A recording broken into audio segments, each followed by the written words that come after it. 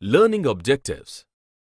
After completing this module, learners will be able to understand the salient functions of the environment, learn the carrying and absorbing capacity of the environment, learn about the global warming and ozone depletion and their adverse effects on the environment globally, learn the major issues in the environment in India, understand the severity of the soil degradation in the country, learn about various activities of the Pollution Control Board in India, learn the basic concepts of the sustainability of the environment, understand non-conventional ways of power generation and their future scopes in the country, learn about the biocompost and biopest or fertilizers in agriculture and alternative power generation drives in the country. The definition and functions of the environment. Environment is a sum total of water, air, and land interrelationships among themselves and also with the human being, other living organisms, and property. It includes all the physical and biological surrounding and their interactions. Environmental studies provide an approach towards understanding the environment of our planet and the impact of human life upon the environment. Sourcing and sinking. The environmental functions that support human life and welfare can be grouped into four main types: source, sink, service, and spiritual. The source function refers to its natural resources which have originated directly from the biophysical environment. Examples include water, soil, timber, fish stocks, minerals, and fossil fuels. Earth's natural demographic, atmospheric, hydrologic, and biologic systems are responsible for both their existence and their uneven distribution across the planet. The safe absorption of the wastes and pollution produced by human activities and life is referred to as Earth's sink function. It is called a carrying and absorptive capacity of the nature. This implies that the resource extraction is not above the rate of regeneration of the resource, and the wastes generated are within the assimilating capacity of the environment. Service and spiritual. The service function shows the provision of environmental or ecosystem services that support life without requiring human action. For example, the Earth's natural greenhouse effect operates to ensure that the atmosphere holds the heat produced by incoming solar radiation during the day, so we are able to keep warm at night. Climate regulation. By spiritual function, the environment shows its intrinsic, recreational, physiological, aesthetic, and spiritual values. Environmental crisis and global warming. The past economic growth has been responsible for the pollution in environmental sources massively. The natural storage of conventional source of energy are increasingly diminishing. Moreover, the standard of human health has been also deteriorated. More than 70% of the water resource in India is polluted at present. In these consequences, the expenditure on health is also in the uprising state. Global warming. Global warming, also referred to as climate change, is the observed century-scale rise in the average temperature of the Earth's climate system and its related effects. Multiple lines of scientific evidence show that the climate system is warming. The largest human influence has been the emission of greenhouse gases such as carbon dioxide, methane, and nitrous oxide. Numerous findings have been recognized by the national science academies of the major industrialized nations and are not disputed by any scientific body of national or international standing. Ozone depletion in the atmosphere. The main cause of ozone depletion and the ozone hole is man-made chemicals, especially man-made halocarbons, refrigerants, solvents, propellants, and foam-blowing agents, chlorofluorocarbons, CFCs, HCFCs, halogens, referred to as ozone-depleting substances, ODS. These compounds are transported into stratosphere by the winds after being emitted at the surface. It is generally observed to increase as emission of halocarbons increased. Ozone sits in the upper atmosphere and absorbs ultraviolet radiations, another type of solar energy which is harmful to humans, animals and plants. CFCs and halogens cause chemical reactions that break down ozone molecules, reducing ozone's ultraviolet radiation absorbing capacity. State of Indian environment.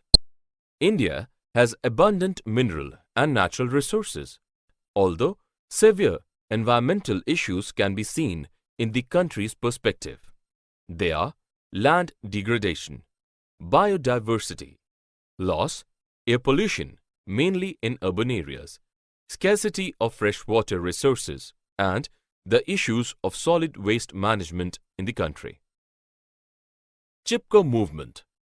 Chipko movement began in 1973 in present-day Uttarakhand and went on to become a rallying point for many future environmental movements all over the world. It created a precedent for starting of non-violent protest in India. The Chipko movement emerged as a peasant and women's movement for forest rights, though the various protests were largely decentralized and autonomous. In addition to the characteristic tree hugging, Chipko protesters utilized a number of other techniques grounded in Mahatma Gandhi's concept of satyagraha, non-violent resistance. Issues of land degradations and pollution control board.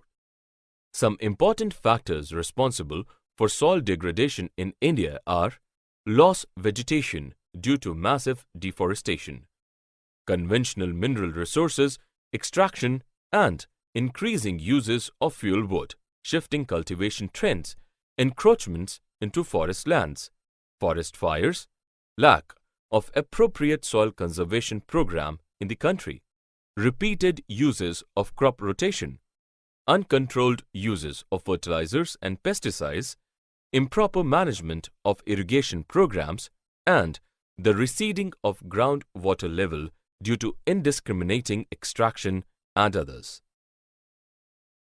The Central Pollution Control Board, CPCB of India, is a statutory organization established in 1974 under the Ministry of Environment, Forest and Climate Change, MOEFCC.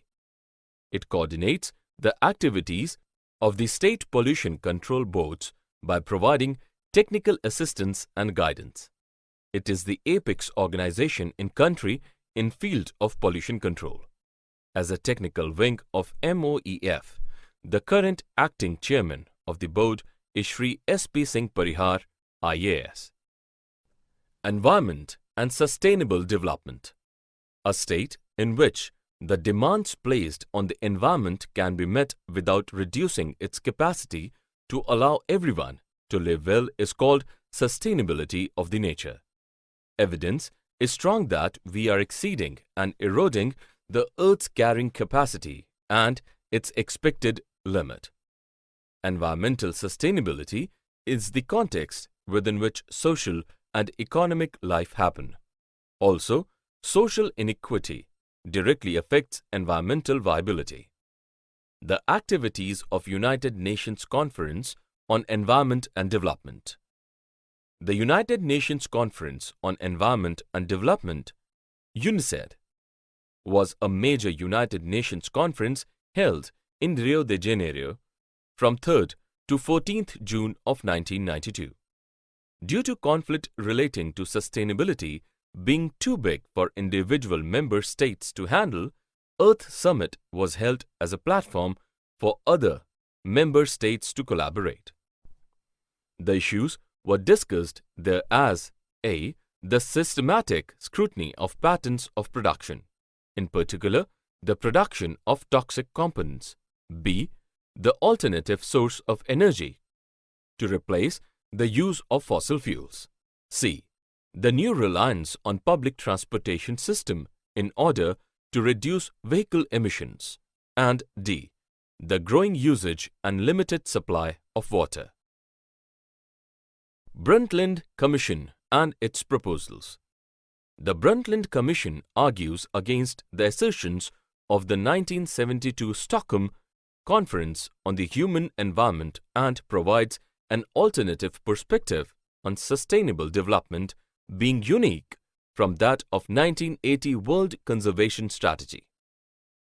The Brundtland Commission pushed for the idea that while the environment was previously perceived as a sphere separate from human emotion or action, and while development was a term habitually used to describe political goals or economic progress, it is more comprehensive to understand the associated two terms in relation to each other. We can better understand the environment in relation to development and environment both, because they cannot and should not be distinguished as separate entities. Strategies of sustainable development. After cleaning it and compressing the biogas, we can make it equivalent to compressed natural gas, CNG. All over the world, CNG is used as a cooking and home heating gas. It is safe and can easily be transported by pipelines to large distances. In India, with the present law of saving cows, the cattle sheds can have biogas cleaning and compress facility so that CNG could be produced.